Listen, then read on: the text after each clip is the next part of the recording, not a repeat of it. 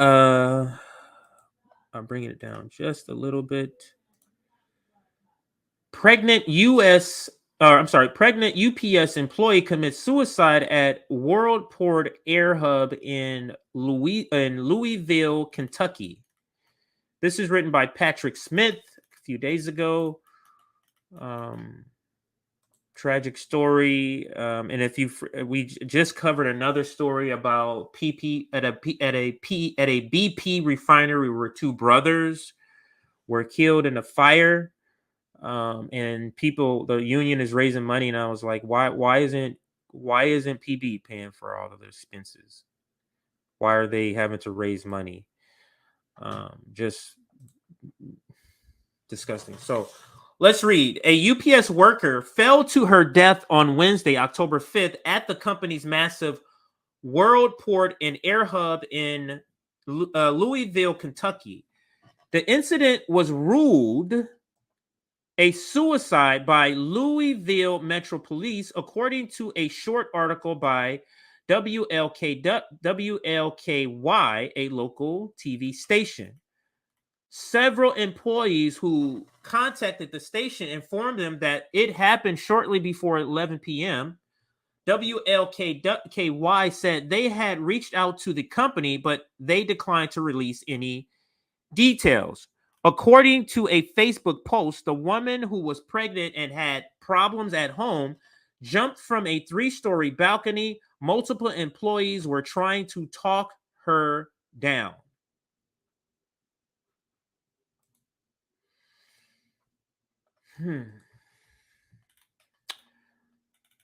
The post indicated she was fired for sleeping on the job. Pregnant. UPS company policy says that someone must be escorted from the building if they are terminated. She asked if she could go to the bathroom and collect herself. She was allowed to, after which she jumped from the balcony.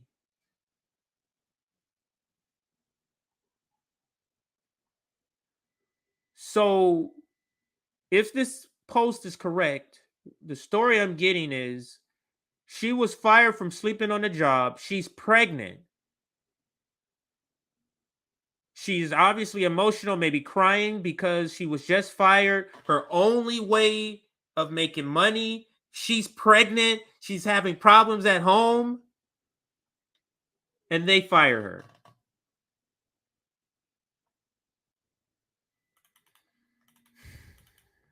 That's why they didn't release any details.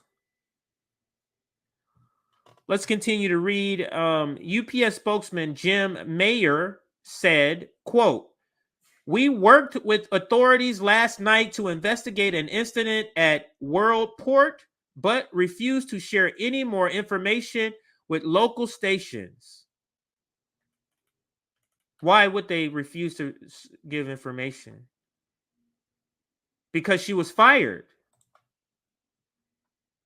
Because the firing is what precipitated this.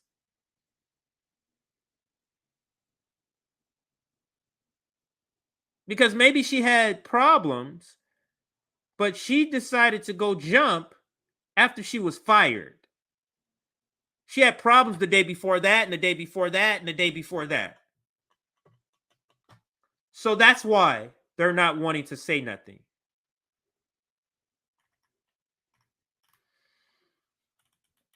So the pandemic-induced online shopping boom had been a windfall for UPS.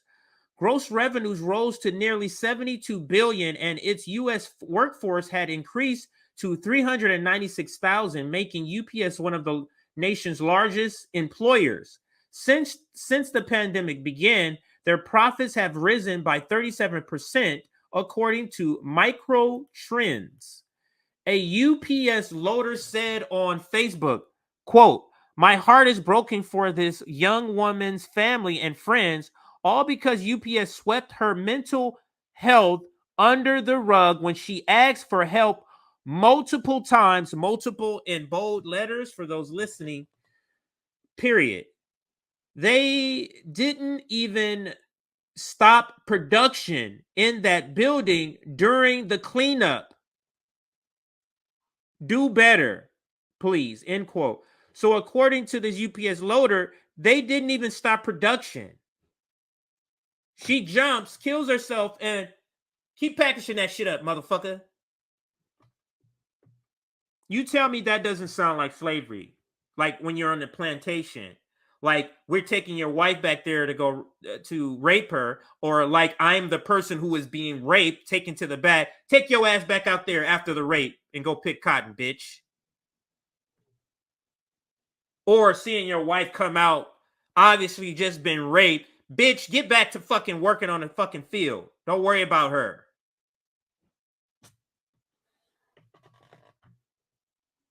Understand today's American capitalism, what they're shooting for, what the gold standard is. The United States slave trade, the Atlantic slave trade. That's the gold standard for capitalism. But this is terrible. Let me check out some of your comments here. Why? Thank you, Maria. I think this is the first time because Maria Nova. It's a name I would remember. Reminiscent of Amazon worker death, this is the freedom and democracy that our dystopian state pushes. Absolutely, Robert. Great point. Neoliberalism is neo-slavery. Capitalism.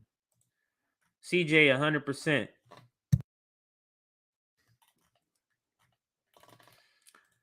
This story is sick. I really hope if the UPS workers do go on strike like they've been talking about, that this adds fuel to the dumpster fire of a company that is UPS.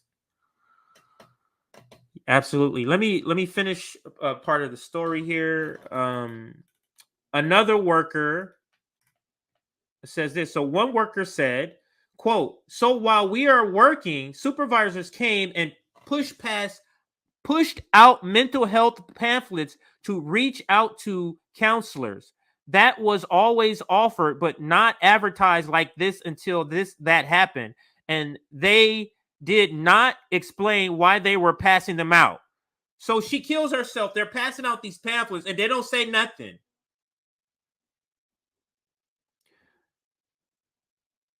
And why they were passing them out, I heard from another employee that the suicide happened. So if I rob somebody, if me and somebody else rob if we are in a act of crime, and the police kill the person with me, I could be charged for murder. But you know what? I don't know how. Yeah, I can make this point. I don't think YouTube would say anything. No, I'm not gonna make that point. All right. So yeah, I don't know about YouTube. So let's continue. Here's another worker, or the same worker continued.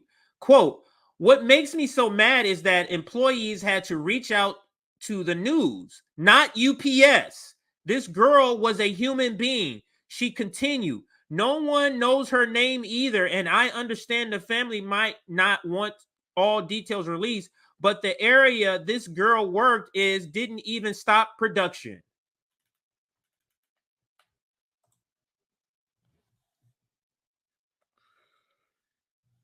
Oh man, this is terrible.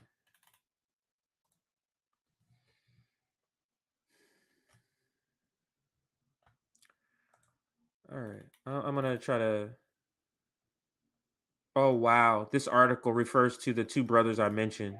I didn't get this far down into the article. Um, I got to, I think here, the pandemic induced. So all of these comments, these are all new for me. But let me read this. Let me continue. "This is another tragic example of UPS disregard for worker safety and mental health. 24-year-old UPS driver Esteban Chavez Jr. of Downey. Wow, I know a Esteban Chavez from Downey. This can't be his. Oh, yeah, no, he wasn't 24. Does he have a 24? Hmm. Hmm.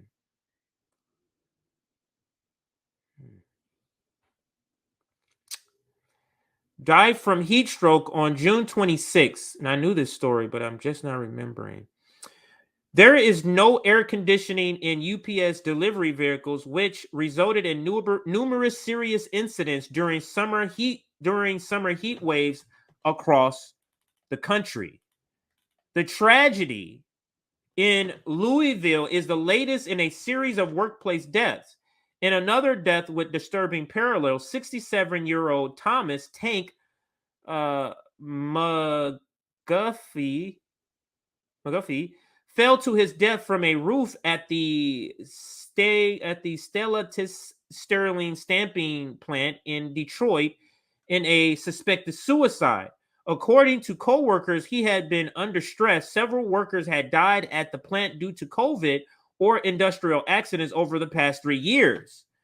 And this is the story that I covered. Two brothers, Ben and Max Morrissey, died on September 20th in a PB Husky oil refinery in Oregon, Ohio. They were 32 and 34 years old. The company issued a statement expressing deep sadness. PB has terrible record of workplace deaths.